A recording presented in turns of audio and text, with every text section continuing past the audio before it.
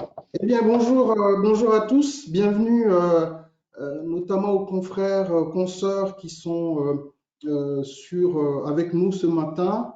Je vous remercie de partager ce temps d'échange avec nous. Nous avons deux sujets, voire trois sujets à vous présenter. Mais je voulais d'abord vous dire en introduction que euh, le sujet de la RSE, il n'est pas nouveau. Donc, cela fait maintenant peut-être bien une dizaine d'années que vous entendez parler de la responsabilité sociale des entreprises au sein de notre profession. Mais ce qui a par contre changé depuis quelques mois maintenant, c'est une accélération sur un plan législatif et réglementaire. Donc, il y a Patricia Savin qui tout à l'heure va nous en parler. Ce qui a également changé, ce qui s'accélère, c'est l'attente qu'ont les acteurs de la place, l'attente qu'ils ont des experts comptables, des commissaires aux comptes, pour participer, j'allais dire, à cette œuvre collective de pousser les sujets de durabilité au sein des entreprises. Donc, on a pas mal de choses à apporter. Donc, c'est ce que nous verrons ce matin. Et puis, bien évidemment, ce qui nous réunit, c'est la présentation de ce nouveau certificat sur le reporting RSE qui va aussi aborder les questions de l'audit RSE, mais aussi de la notation extra-financière et en passant par les critères ESG. Donc, je souhaite remercier ici d'abord l'Ordre de Paris qui a accepté de porter ce sujet, mais aussi l'Université Paris-Dauphine. Et donc, je crois là qu'on a deux acteurs extrêmement avec beaucoup de richesse pour porter ce master hein, de part et d'autre. Dauphine, dont la réputation n'est plus à faire, et l'Ordre de Paris également à travers la SFOREF. Et donc, je remercie toutes les équipes. Je suis vraiment particulièrement ravi de pouvoir présenter ce nouveau certificat aujourd'hui. Donc, pour cette matinée, on a la chance d'avoir, comme à chaque fois qu'on présente ces sujets au sein de la profession, des intervenants de qualité. Donc, Patricia Savin, que je remercie vivement d'accepter d'intervenir, donc qui intervient beaucoup, qui est une femme très occupée et très présente sur ces sujets. Donc, Patricia, tu es avocate, associée du cabinet DS Avocats, et puis tu es présidente de l'association Auré, hein, et tu nous en parleras, mais je pense que tout le monde connaît Auré, et donc il fait beaucoup de choses et qui réunit pas mal d'acteurs autour de ce sujet et qui a des projets extrêmement intéressants. Donc, tu nous en diras certainement quelques mots. Je suis ravi d'accueillir aussi Lénie Kessler, qui a fondé Wayo, je crois qu'on dit comme ça, Lénie, et tu présides aussi Wayo. Et donc, ce que tu vas nous partager aujourd'hui, c'est ton regard sur le nouveau dispositif européen du reporting RSE, donc le CSRD. Il y a pas mal de changements, notamment des changements qui vont nous impacter, qui vont impacter nos clients. Donc, tu nous en diras quelques mots tout à l'heure.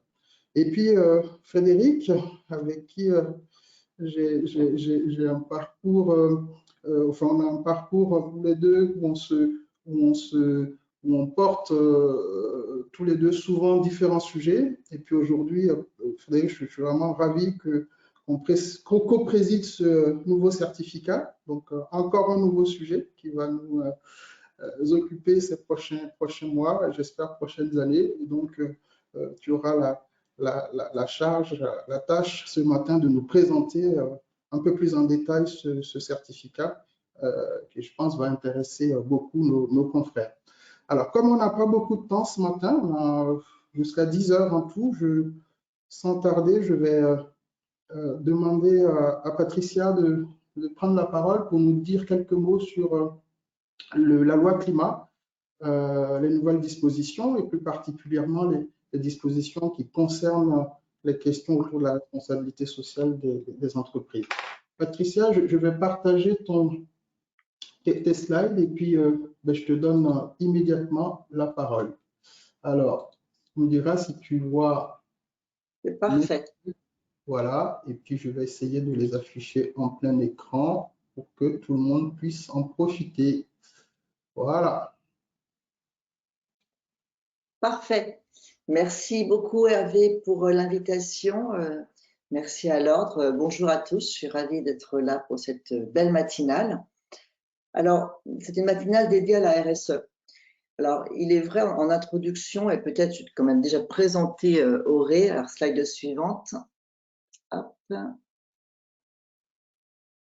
Alors, Auré, c'est un réseau multi-acteurs, entreprises, collectivités locales, avec un conseil d'administration pluriel, des grands groupes, des bureaux d'études, pardon, une équipe de 11 salariés, et puis des groupes de travail. Et Auré, slide suivante. Ah non, alors, c'est pas grave, on reste là.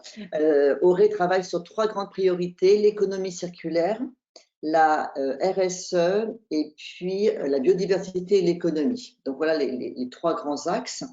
Tous les documents de travail et tout ce que nous créons est en libre accès sur le site de Auré. À cet égard, Hervé co-préside un groupe de travail, et je te remercie Hervé, sur la comptabilité justement pour réfléchir à une nouvelle façon de vivre la comptabilité pour compter tout ce qui compte vraiment, comme on dit. Ça, c'était ma partie présente de Auré. Maintenant, chez DS, alors DS, c'est un bureau d'avocats. Nous sommes à peu près 300 dans le monde, 25 bureaux présents sur les 4 continents. Je m'occupe du département environnement développement durable, composé d'une quinzaine d'avocats. On a différents prix, on est toujours content. Et slide suivante, j'arrive au cœur de mon intervention. Alors, je voudrais dire, avant les propos introductifs et avant de parler de la loi climat, que, comme l'a évoqué Hervé, la RSE en droit est vraiment montée en puissance. Pendant très longtemps, les enjeux de RSE, c'était plus du volontariat de la part des entreprises, une prise de conscience, une envie de se différencier, de travailler ce qu'on appelle la marque employeur. Et puis, au fil de cette montée en puissance, de cette prise de conscience, la loi est venue imposer des démarches RSE. Alors la RSE, je le rappelle très brièvement, c'est en quelque sorte la façon dont les entreprises appliquent les principes de développement durable avec les 3 piliers, people, planète, profit, l'humain, l'économie et l'environnement. Et donc, comment une entreprise ne fait pas que de l'économie, que du financier, mais s'occupe également de l'environnement et de l'humain. Et j'ai envie de dire que le point de départ législatif de cette obligation de rendre compte d'impacts environnementaux et humains, c'est la loi de nouvelle régulation économique de 2001. Vous voyez, ça date déjà. Avec cette loi de nouvelle régulation économique de 2001, les entreprises, en tous les cas certaines qui dépassaient des seuils, devaient déclarer dans un reporting extra-financier leurs impacts environnementaux et humains. Donc, il y avait une liste de courses sur quelles sont mes consommations d'eau, par exemple, mes émissions dans l'atmosphère, et puis une autre liste de courses à cocher sur l'absentéisme, sur la parité homme-femme, etc. Donc, ça, c'est 2001, nouvelle régulation économique. Ce reporting extra-financier, vous le connaissez aujourd'hui à travers le terme de déclaration de performance extra-financière, où là, on place, et c'est vraiment intelligent, le modèle d'affaires de l'entreprise au cœur de la réflexion de ce reporting extra-financier. Et puis, le point d'orgue, avant de parler de la loi climat, le point d'orgue de cette prise en compte par le droit de la RSE, c'est vraiment la loi Pacte. La loi Pacte du 22 mai 2020,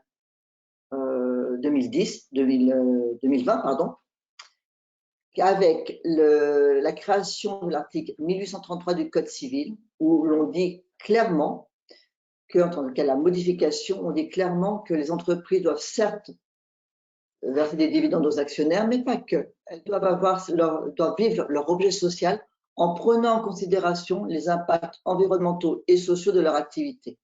Maintenant, c'est dans le marc du Code civil. Et les administrateurs doivent veiller que les entreprises dont ils sont administrateurs prennent bien en considération les impacts environnementaux et sociaux. Donc, modification du Code civil, modification du Code de commerce, avec également l'introduction de la raison d'être des sociétés à mission. Donc, tout ça pour dire qu'il y a vraiment une montée en puissance de la RSE qui pèse les entreprises d'un point de vue légal, d'un point de vue obligatoire, avec le Code civil qui est vraiment ce point d'orgue de cette obligation de RSE pour les entreprises.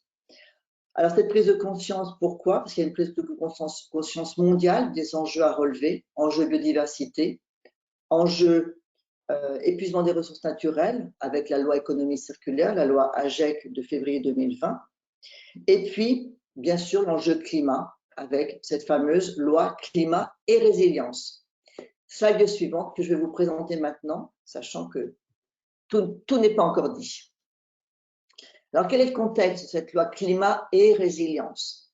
Vous vous souvenez, en juin 2020, il y a eu un grand débat de la Convention citoyenne pour le climat avec 150 citoyens, citoyennes qui ont, comme on dit, brainstormé autour de quelles sont les grandes obligations qui devraient peser sur les entreprises pour être plus en phase avec les enjeux climatiques, relever ce défi de lutter contre le réchauffement climatique.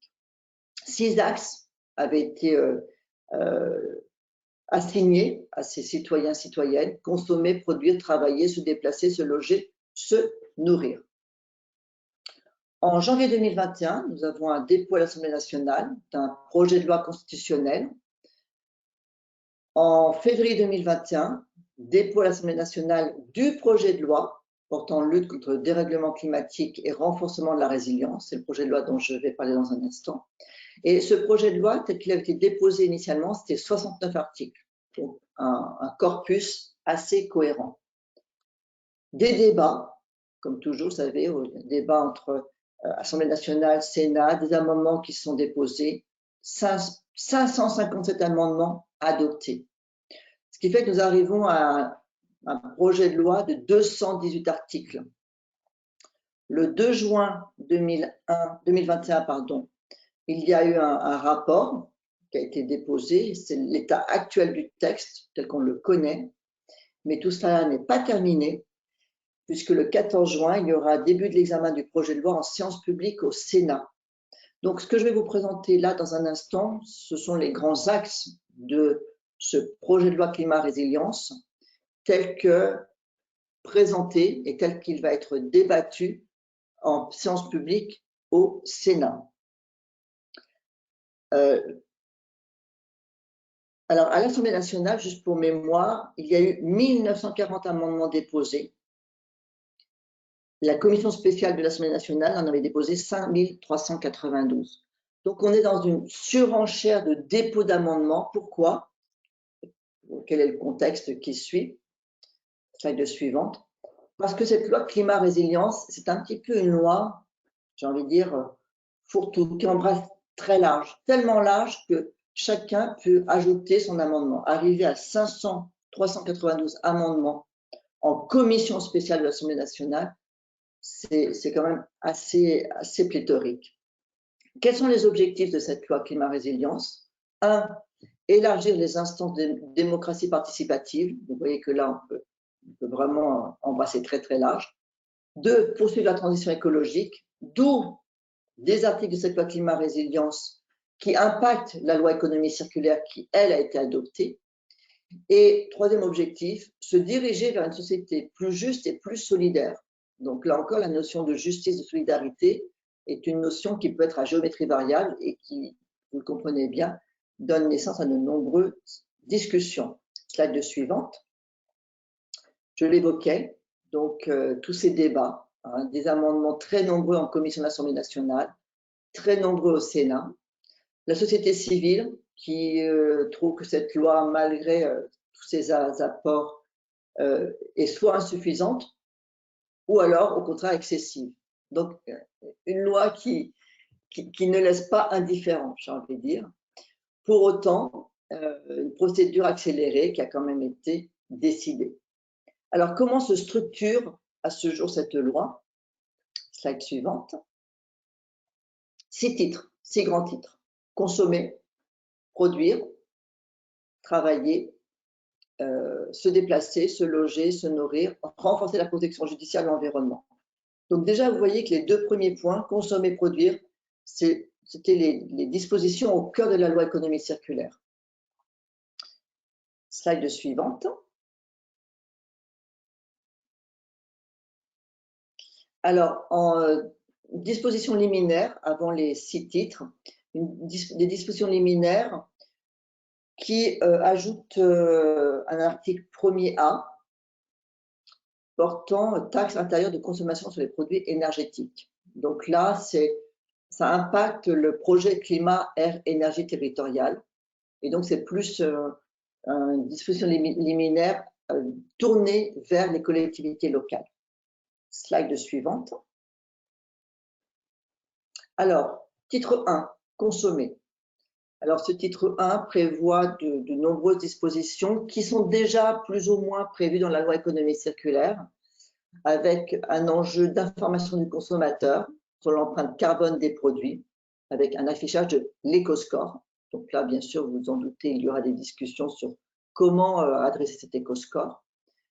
Régulation de la publicité, décentralisation, 20% des surfaces de vente consacrées à la vente en vrac d'ici 2030. Cette vente en vrac est déjà dans la loi économie circulaire. La loi climat ajoute des pourcentages, ajoute des délais. Donc, elle va plus loin que la loi économie circulaire. Et puis, les consignes, qui là aussi sont dans la loi économie circulaire, avaient fait l'objet de nombreux débats.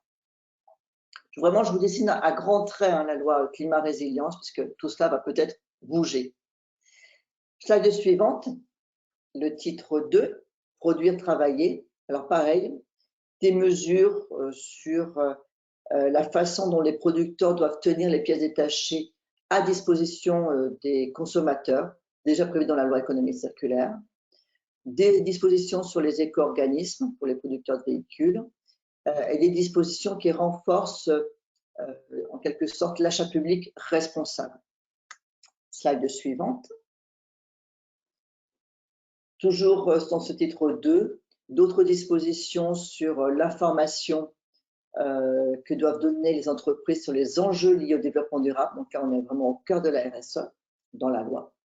La protection des bois et forêts renforcée, l'eau également, les ressources minières plus encadrées, et puis favoriser les énergies renouvelables. Slide suivante.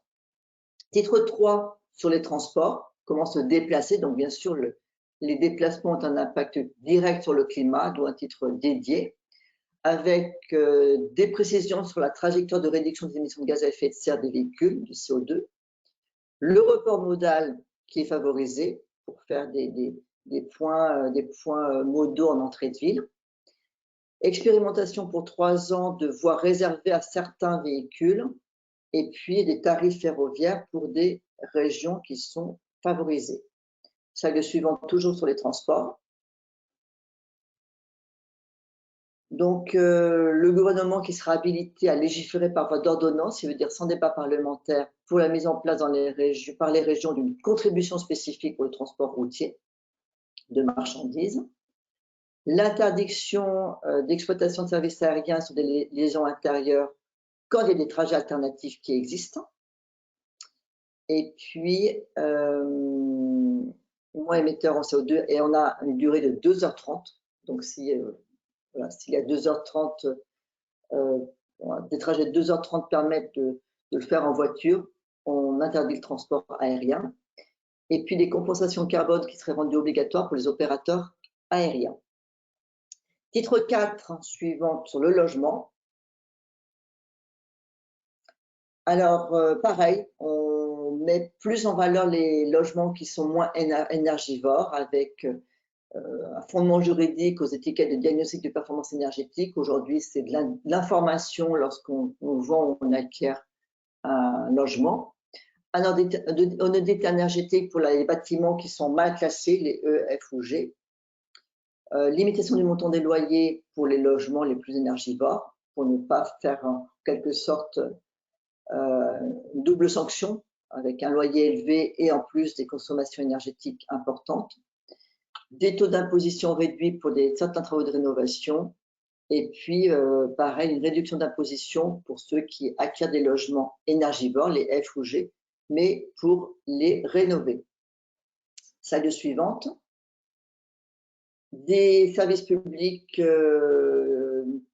clarifiés pour les performances énergétiques des bâtiments. Et puis, un point très important sur la lutte contre l'artificialisation des sols avec une adaptation des règles d'urbanisme. Et ça, on vise le zéro artificialisation net, dont on parle beaucoup. Slide suivante. D'autres effets pour les territoires et bien sûr des critiques de la Convention climat qui réclamait, exigeait la rénovation énergétique de tous les bâtiments d'ici 2040. Slide suivante, je vais passer rapidement sur les deux derniers. Des enjeux autour du fait de se nourrir, titre 5, avec un lien avec la loi Egalim. Et puis slide suivante, renforcement de la protection judiciaire. Là, ce sont des nouveaux délits de mise en danger de l'environnement, de pollution des eaux, des peines plus lourdes qui seraient encourues, et la création d'un bureau d'enquête et d'analyse sur les risques industriels. Là, on va vraiment sur la spécialisation de la juridiction en matière environnementale. Alors, pour terminer, où en sommes-nous? Des amendements ont été rejetés. Là, j'ai retenu bien sûr ceux qui ont été acceptés. D'autres ont été jugés irrecevables. Et puis, certains sont revenus sur le devant de la scène avec des enjeux autour des matériaux biosourcés, les marchés publics et puis l'ESS.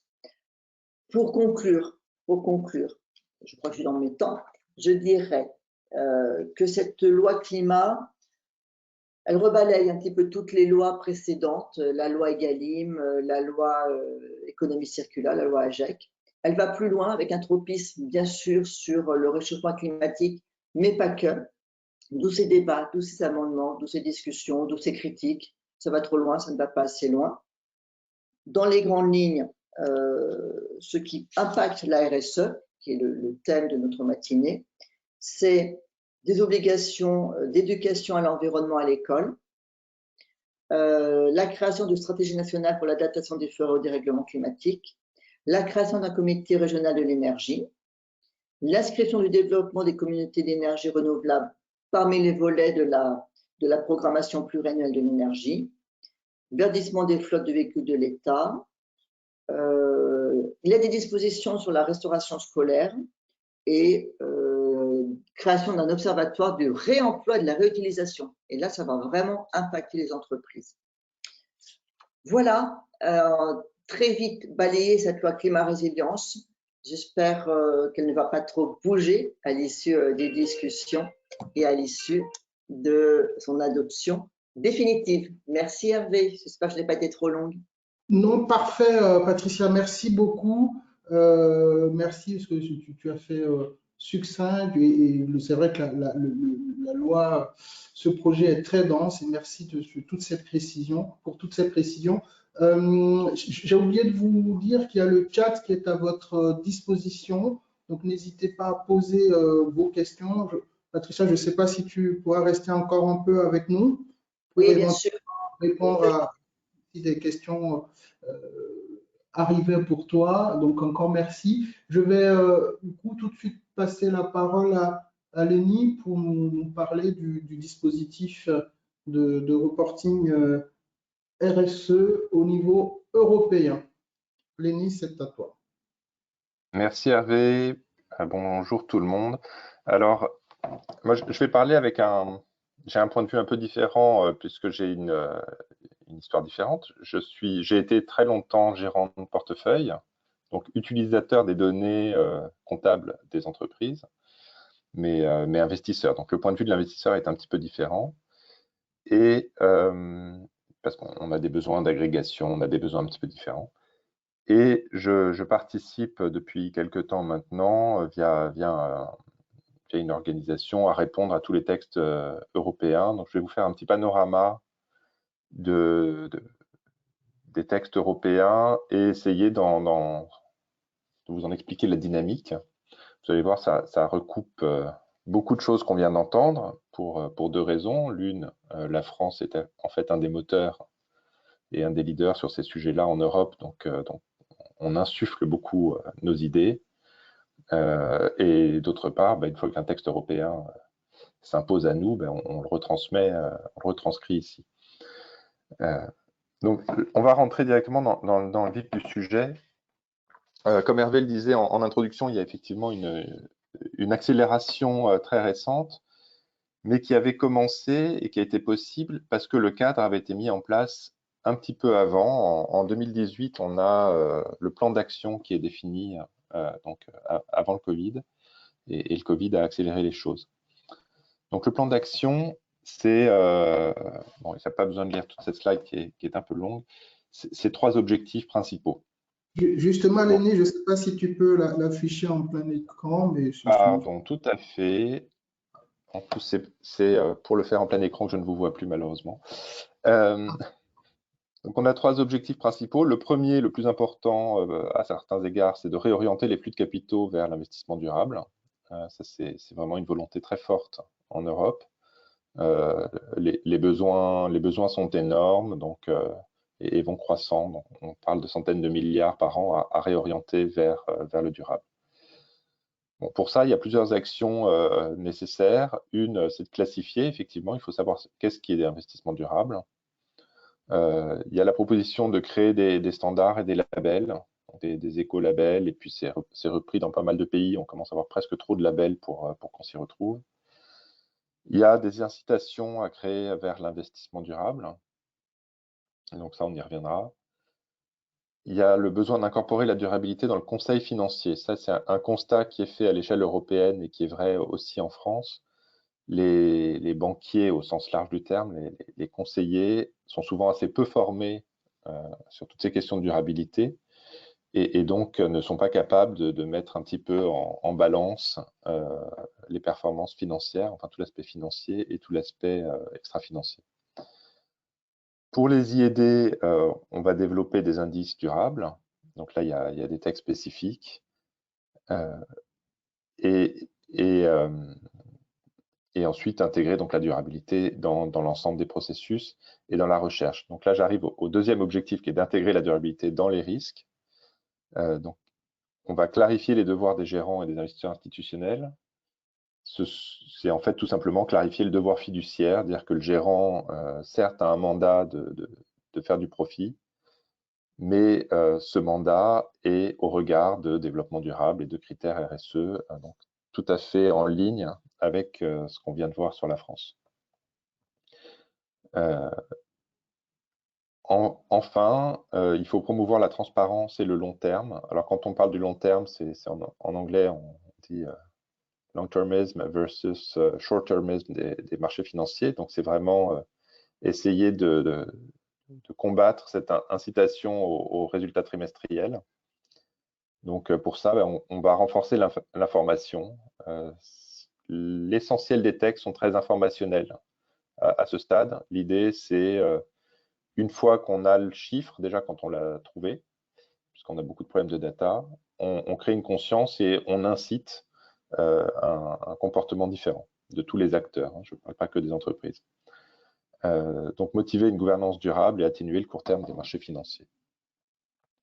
Donc ces 3 objectifs vont se répercuter dans toute une série de textes. Donc je vous en ai gardé les principaux parce que sinon on serait là jusqu'à ce soir. On a la taxonomie européenne qui est vraiment la base, qui essaie de définir qu'est-ce qui est vert. Alors aujourd'hui, c'est seulement ce qui est vert et ce qui n'est pas dedans est brun. Cette taxonomie sera renforcée. Alors la taxonomie, c'est un énorme document d'abord. C'est à peu près 600 pages, mais c'est un dictionnaire, c'est-à-dire qu'on y va code activité par code activité et on définit, bon, pour tel type de machine, à partir de tel seuil, on est considéré comme vert et en dessous, on ne l'est pas. Cette taxonomie sera renforcée plus tard par une taxonomie de ce qu'on appelle la transition, donc les choses intermédiaires, parce que ça, c'est un secret pour personne, mais la France et l'Allemagne ont un peu du mal à s'entendre sur le nucléaire. Nous, on considère que le nucléaire est vert parce que ça n'émet pas de CO2. Les Allemands considèrent qu'il y a des déchets et préfèrent le gaz naturel qui émet du CO2, mais moins que le charbon. On ne sait pas quand on sera d'accord, mais en tout cas, ça paraît être des énergies de transition. Et à mon avis, le nucléaire est absolument indispensable. Donc, cette taxonomie va nourrir, d'une part, NFRD, qui est le Non-Financial Reporting Directive, qui est né en 2014, et qui devient cette année, enfin, qui deviendra l'année prochaine. On commence à en parler, on est exactement comme au même stade que la loi climat. CSRD, Corporate Sustainability Reporting Directive, qui est donc la question que vous m'avez posée, mais je passe plus de temps à définir le contexte parce que je pense que c'est important pour bien comprendre où on va. Donc j'y reviendrai. Pardon.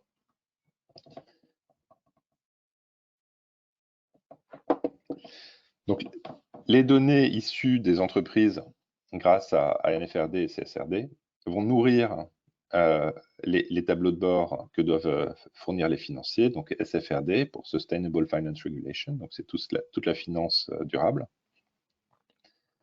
et vont nourrir les benchmarks, donc les indices dont on parlait tout à l'heure, puisqu'on va devoir, tous les fournisseurs d'indices vont devoir publier 2 séries d'indices, des séries d'indices compatibles avec les accords de Paris et des séries d'indices compatibles avec la transition climat européenne. Alors quand je dis obligé, c'est une obligation de marché, dans le sens où il n'y a pas d'obligation de le faire, mais si on ne le fait pas, on doit publier avec tous les autres indices la raison pour laquelle on ne le fait pas, ce qui est une incitation de marché relativement forte. En quelques mots, SFDR également, on va distinguer 3 catégories de fonds. Donc les fonds qui ne s'intéressent pas à la durabilité, là encore, ils devront expliquer, enfin dire noir sur blanc qu'ils ne s'y intéressent pas. On va avoir les fonds qui prennent en compte les critères de durabilité, donc ils auront un certain nombre de disclosures, pardon, de rapports à émettre sur les sites internet, dans leur rapport annuel, etc. Tout est très défini. Et on a les fonds qui visent un impact, donc qui ne se contentent pas de ne pas faire du mal, mais qui essayent en plus de faire du bien, qui eux auront une étape de reporting en plus. Donc, avant de vous donner un petit peu la ligne directrice NFRD et CSRD, je voudrais juste faire une petite parenthèse sur la double matérialité, parce que c'est une notion qui a été introduite avec NFRD, donc le premier texte européen en 2014, et qui est très importante. Il y a énormément de discussions, de lobbying autour de la définition de ce terme de matérialité. La première idée des anglo-saxons, et alors là j'ai repris le tableau utilisé par la Commission européenne. La première définition, essentiellement anglo-saxonne, est une matérialité financière. Donc on dit quel est l'impact des changements climatiques et plus généralement environnemental sur mon entreprise. Donc, où est-ce que j'ai un risque juridique? Où est-ce que je risque de perdre une usine parce qu'il y a un tremblement de terre, etc. Donc, on est vraiment dans un impact qu'on appelle extérieur-intérieur. Et beaucoup des règles et des discussions anglo-saxonnes, là est mentionné le TCFD, qui est la Task Force pour le climat, qui est menée par M. Carney, sont dans cette optique-là. Donc, il faut faire attention quand on lit à essayer de comprendre dans quelle optique on définit la matérialité. Donc, en Europe, on essaie de rendre obligatoire autant que possible la matérialité. L'extérieur-intérieur, on la prend, mais on veut aussi l'intérieur-extérieur. Donc, la matérialité qu'on trouve à droite, quel est l'impact de l'entreprise sur le monde? Je crois que pour nous, Français, ça semble une évidence. On aurait tendance à prendre cette matérialité-là comme par défaut. Mais il faut bien se rendre compte qu'il y a les deux et il y a des débats à n'en plus finir avec des gens que je ne citerai pas, mais qui vont vous parler de matérialité dynamique. Alors on regarde l'impact de l'entreprise sur le monde pour voir ce que ça pourrait lui coûter après. Donc finalement, on revient à la définition financière. Donc, cette petite parenthèse faite, le NFRD, le premier texte, était assez peu contraignant. Alors, il concernait 11 000 entités les plus importantes, plus de 500 personnes listées, etc. C'était, il y avait le principe du comply or explain qu'on trouve souvent dans les règles financières. Donc, si on ne veut pas le faire, on explique pourquoi on ne le fait pas. Donc là, vous aviez une liste de cours. J'ai beaucoup aimé l'expression tout à l'heure, je me permets de la reprendre, avec les émissions de CO2, les rejets à queue, les questions de diversité hommes-femmes, etc. Cette liste est précisée et définie progressivement. Donc en 2017 sortent des guidelines pour tout ce qui est environnemental et social, et en 2019 pour tout ce qui est climatique. Sachant que la partie gouvernance était quand même déjà correcte, puisque ça fait beaucoup plus longtemps qu'on suit les sujets. Donc j'en arrive enfin au cœur de l'intervention que vous m'aviez demandé, qui était CSRD, qui est donc une proposition. Pour l'instant, ça devrait passer l'année prochaine pour une application en 2024 sur les comptes de 2023. Donc là, il y a déjà un changement sémantique. Je ne crois pas que grand monde attendait le changement de terme de non-financial à corporate sustainable. Je pense que c'est un changement sémantique qui est important parce qu'il indique vraiment qu'on rentre dans le sujet. On arrête de faire semblant à dire voilà tout ce qui n'est pas financier. C'est qu'est-ce qui est durable. C'est des propositions qui vont beaucoup plus loin que NFRD, déjà en termes de seuil, puisqu'on passe à 250 employés, donc ça va concerner 50 000 entités. En termes d'audit, l'audit n'était pas du tout obligatoire avant, il le devient. Alors, il le devient avec un audit qui est assez léger, mais qui va certainement aller croissant.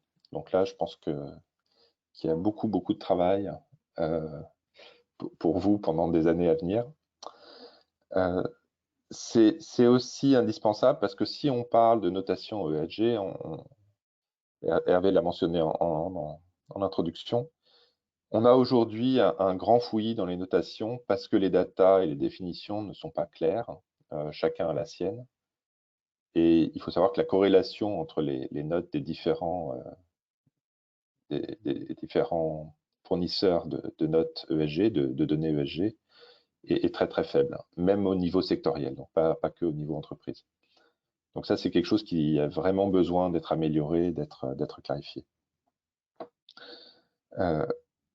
On aura un autre point très important, on aura un tag digital, c'est-à-dire que chaque donnée devra être définie avec des métadatas pour être lisible de manière informatique. Ça, c'est important parce que ça participe à la facilité de comparer les données et à la facilité de les agréger à la sortie. Mais c'est aussi important parce que l'Europe prépare, dans le cadre du plan pour une union des marchés monétaires, ce qu'on appelle un European Single Access Point. Donc, ça va être une base de données unifiée qui reprendra les données extra-financières de toutes les entreprises. Donc, la France a mis son premier pied dans le plat récemment avec la plateforme Impact qui a été publiée, qui demande aux entreprises sur une base volontaire de publier 47 indicateurs ESG. C'est évidemment une première version et c'est un peu un moyen de montrer ce qui va être faisable, autant pour que nos entreprises s'habituent à le faire, que de l'autre côté pour essayer de comprendre comment on s'en sert et comment on peut faire grandir ça. Donc, voilà, avec ça, je suis ouvert à toutes les questions que vous pourriez avoir si j'arrive à retrouver mon écran. Hop. Voilà. Parfait. Merci. Merci. Merci beaucoup, Lénie. Pour l'instant, il n'y a pas de questions. C'est dire que vos propos sont clairs et merci. Je n'étais pas dans le bon onglet, effectivement. Alors, est-ce qu'on aura le support? Oui. Est-ce que l'ordre comptable intervient dans les débats sur cette loi? Alors, Nathalie, une question de Nathalie Ababou qui demande si l'ordre des experts comptables intervient dans les débats de cette loi. Sur le CSRD, oui, il y a quand même quelques émissaires, notamment plutôt via la compagnie des commissaires aux comptes, mais aussi via la commission internationale du Conseil supérieur qui participe. Alors, je ne sais pas à quel niveau, je n'étais pas encore en fonction quand ces lois a été discutées, mais il y a aussi l'autorité des normes comptables qui, via l'EFRAG, a une position très privilégiée. Donc voilà, donc la profession est quand même très présente sur le sujet. Je me permets de répondre, Lénie, je ne sais pas si vous voulez faire un complément. Non, non, tout à fait. Et d'ailleurs, l'ensemble des reportings qui vont être demandés avec CSRD n'est pas encore défini et c'est l'EFRAG qui va les définir. Donc, vous êtes pleinement impliqué. Parfait. Alors, donc j'ai une question aussi, peut-être plus pour Patricia, qui peut peut-être activer son micro sur la loi climat. La question est de savoir si ce qu'on peut attendre de la loi climat sur la gouvernance d'entreprise. Donc, une question de Christina Mendes. Je dirais que de façon globale, la loi climat va renforcer pour la direction des entreprises l'obligation d'intégrer les enjeux RSE et donc d'être plus dans une démarche de prise en compte justement de cette double matérialité, je trouve, de l'impact de mon entreprise sur l'environnement, sur les ressources naturelles, sur les gaz à effet de serre, etc. Donc on est complètement, je trouve, en effet miroir avec l'ENI. Cette double matérialité, c'est ce que souhaite et ce vers quoi se dirige la loi climat et déjà la loi Pacte pour la gouvernance et pour la direction des entreprises. Ok, merci beaucoup. Il y avait aussi plusieurs autres questions, mais on va les prendre très brièvement. Alors, sur les audits, est-ce que les audits sont réalisés par des entités indépendantes? Lénie, Patricia, il me semble que oui, hein, on est toujours dans le même scope avec les organismes tiers indépendants accrédités par le COFRAC. Je ne sais pas si ça a changé au niveau européen là-dessus. Il ne me semble pas. Alors, CSRD n'étant pas encore passé, je ne sais pas ce qui changera. Ils ont ouvert la voie à pouvoir avoir de nouveaux acteurs pour l'audit, mais pour l'instant, rien n'est changé. Très bien. Alors, donc oui, question pour Lénie, pour les entreprises de 250 salariés, à votre avis, comment les dispositions qui concernent ces entreprises vont irriguer le tissu productif français qui a 80% de TPE? C'est vrai.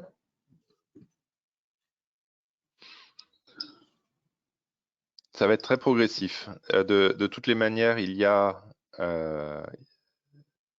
CSRD va rentrer en plein en 2024 pour les entreprises de plus de 500 personnes. Et bon, on verra les retards que ça prend, mais j'aurais tendance à dire que ça prend vers 2027 pour les entreprises de 250 personnes et plus. Donc ça sera très progressif. Il y aura probablement aussi des attentes moindres. J'imagine tout à fait, parce que ça serait en ligne avec finalement ce qui a été fait fréquemment dans le passé au niveau de l'Europe. On demande d'abord quelque chose de très léger pour créer l'habitude, créer la responsabilité au niveau, pas au niveau juridique, mais la conscience du problème. Et puis, on laisse quelques années avant de commencer à mettre un audit et à mettre des choses plus structurées. Là-dessus, que ce soit le Single Access Point européen ou la plateforme Impact française qui est sûrement amenée à évoluer, et peut-être aller plus vers l'impact que le ESG, mais ça, on va pas ouvrir cette parenthèse, sinon on va pas finir vite, vont certainement aider. D'accord. Alors, je vais résumer les 3 dernières questions, puis ensuite on va s'arrêter là, parce faut laisser un peu de place pour vous présenter quand même le certificat. C'est de savoir d'abord comment se mettre en ordre de marche entre la plateforme à impact et le futur CSRD, et que travailler sur Impact facilitera la mise en route du CSRD. En gros, la question, c'est est-ce que cette plateforme va aider d'une façon ou d'une autre voilà, l'appropriation du sujet. Et puis, peut-être en profiter pour une autre question. Quid de ces reporting? Non, pardon, je crois qu'il y a une question sur le prix. Quels vont être les impacts en termes de prix sur je suppose, sur les audits? Voilà, et puis il y a une dernière question sur les impacts sur la douane. Je ne sais pas s'il y a un lien. Voilà, donc je sais, en quelques mots-clés, Lénie, si tu peux répondre à ces dernières questions et on va clôturer là les questions, parce que sinon on va trop déborder. Alors, la douane, je ne crois pas que ça change grand-chose. Le prix, la commission est très, très consciente qu'il y aura un coût. Leur idée, c'est que le coût sera moindre en faisant quelque chose d'unifié avec des définitions qui sont partout les mêmes, que si on doit commencer à faire un travail et ensuite à le corriger et le reprendre. À mon avis, ça se tient. Je suis rassuré par le fait qu'ils soient conscients du coût parce qu'ils savent très bien que les PME vont pas être capables de suivre à l'infini sur le coût réglementaire. Parfait. Pour la première question alors je suis pas dans le secret des dieux sur la plateforme Impact. Ça aidera forcément. Je crois qu'il y a un côté expérimental, autant pour aider les entreprises à s'y essayer que pour la France et les régulateurs du reste de l'Europe qui regardent. Donc oui, ça aidera. Est-ce qu'on réutilisera ces données-là? Je n'en suis pas sûr. À mon avis, une partie d'entre elles sera complétée ou évoluera ou sera mieux définie. Parfait. Merci beaucoup, Merci Lénie, beaucoup. pour la clarté. Et pour remercier aussi également Patricia, je vais tout de suite donner la parole à Frédéric. Vous nous excuserez, on va certainement déborder un tout petit peu, parce que c'est quand même important que Frédéric ait le temps de nous présenter ce certificat sur l'information extra-financière. C'est à toi, Patricia. Pardon, Frédéric. Excuse-moi. Oui, rebonjour à tous. Est-ce qu'on voit bien mon support? Oui, oui, on le voit très bien. Parfait. Donc merci Hervé de me donner la parole et merci surtout à Patricia et à Lénie pour vos présentations qui permettent de bien recontextualiser ce projet que je suis ravie de présenter et de partager avec Hervé. Hervé, comme toi, j'en profite vraiment pour remercier les équipes de Dauphine, de l'Ordre Paris et puis de la SFOREF, voilà, pour leur aide pour porter ce projet qui nous tient vraiment à cœur, donc qui finalement est symbolisé dans ce certificat, un certificat qui a pour objectif de pouvoir retracer, je dirais, toute la chaîne de production, d'utilisation, de vérification de l'information ESG, parce que là, comme vous l'avez bien compris avec les exposés, ici, la législation autour de l'information ESG fait qu'aujourd'hui, des petites structures ou des plus grandes structures vont être dans l'obligation de pouvoir penser un reporting sur ces questions sociales et environnementales. Et du côté de la profession, pour les experts comptables, les commissaires aux comptes, pour la profession du chiffre au sens large, clairement vont se développer de nouvelles missions voilà, sur ce créneau du conseil, sur ce créneau aussi de l'audit RSE. Et donc l'objectif du certificat consiste vraiment à expliquer voilà, tout cet enchaînement voilà, de l'origine de l'information à finalement qui utilise cette information, pourquoi, qu'est-ce qui fait qu'on va avoir un reporting de qualité et que l'entreprise, par exemple, sera bien évaluée. Donc, c'est un projet qui réunit l'université, l'ASFOREF, sur 9 jours. Donc, la date de lancement, c'est le 21 octobre. Donc, des sessions généralement de 2 jours tous les mois, donc sur 5 mois, entre octobre et février, avec une certification qui aura lieu au mois de mars 2022. Qui s'adresse principalement à des experts comptables, des commissaires aux comptes, analystes financiers, plus largement donc des cadres financiers, profession du chiffre, qui aura lieu dans les locaux de l'Université Paris-Dauphine. Voilà. Donc qui regroupera entre 15 et 25 participants a priori pour la première session, c'est ce que nous ciblons. Donc, qu'est-ce qu'on imagine dans ce certificat? Comment est-ce qu'on l'a construit? L'idée, c'est vraiment d'abord de partir des enjeux du développement durable et montrer comment le respect du cadre réglementaire va permettre de proposer un reporting adéquat, de renforcer également la stratégie des organisations, savoir comment construire des outils qui sont pertinents pour mesurer la performance globale. Outils, ça peut être des tableaux de bord, bien évidemment, des indicateurs au sens large.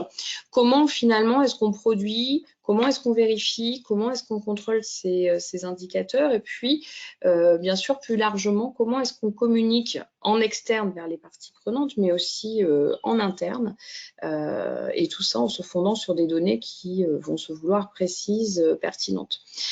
Donc, sur ces 9 jours, on a un dernier jour qui est consacré à une étude de cas avec une restitution. Mais préalablement, ce que nous aurons vu, c'est d'abord les nouveaux modèles d'affaires, en quoi est-ce que ça consiste. Qu'est-ce qu'une performance globale? Comment est-ce qu'on la mesure? Sur la base de quel indicateur? Ensuite, on a une journée et demie qui va être consacrée à la construction du reporting, que ce soit un reporting obligatoire, comme on l'a vu là, qui s'inscrit dans une législation de plus en plus resserrée, mais aussi pour certaines organisations, un reporting qui se veut volontaire. Voilà. Ensuite, une journée consacrée également à l'évolution de la législation au niveau national, mais aussi au niveau international, en particulier au niveau européen. Une journée consacrée à l'audit, plus principalement de la déclaration de performance extra-financière.